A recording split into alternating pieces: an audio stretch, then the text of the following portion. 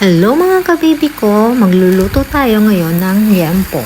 So itong liempo na ito, ilalagay natin sa tengko, sa rice cooker na nilalagyan ng tubig sa labas. Yan yung rice cooker dito. Then, papakuluan natin siya ng 27 years. Oh, joke lang, 1 hour lang siya. Ngayon, yung baboy, hahatiin natin sa dalawa. So, yung isa, gagawin nating steam na pork. Tapos, yung isa naman ay igigisa natin. Yung isa, babalik uli natin. I-steam uli natin siya. Para naman mas masarap siya. Mas malambot na malambot siya. Kasi kulang pa siya sa, sa lambot. Then, ngayon, hiniwa-hiwa ko na yung baboy. Para sa paggigisa natin ng baboy. Tapos, meron tayong lara. Charan! Magic! O, lagyan natin ng konting-konting mantika kasi yung baboy masyado namang mantika. Bawal sa atin, di ba? For the good health. Then, lagyan ko ng bawang. Yung baboy, medyo, yan, pinirito-prito ko lang ng konti. Then, after nyan, lagyan ko na ng konting paminta lang. Bawal kasi sa alaga ko yung masyadong madaming paminta. Kasi nagdadialysis yung alaga ko. Kaya konting paminta lang. Tapos, konting-konting toyo lang din. Bawal din siya magdami.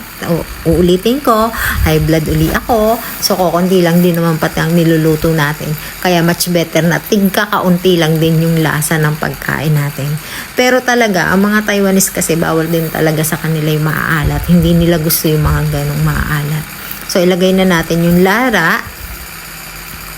Then, after ng lara, halu-haluin lang natin ng konti. Tapos, lagyan na natin ng tubig. Then, kalahating tubig lang ang ilalagay natin. Then, takpan na natin siya. Tapos, abangan na natin siya after 100 years. So, ito yung isa kanina na ibinalik ko sa, sa tengko. So, hiniwa-hiwa ko na siya.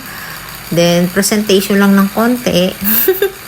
Hiwa lang ng konti. Then, okay na yan. Pwede na yan. Pwede na yan kainin ng ganyan. So, ito na uli yung aking hinalu-halo ko lang. Medyo naiga na siya. Okay na siya. Ilagay na natin sa plato. Naluto na siya. Ang gawa tayo ng sausawan, toyo lang at saka bawang para dun sa steam na liempo. Then, okay na. Nakagawa na tayo ng 2 putahe.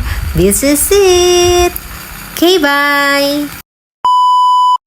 May good news ako mga kababy ko. Dahil mabait ako at mabait kayo.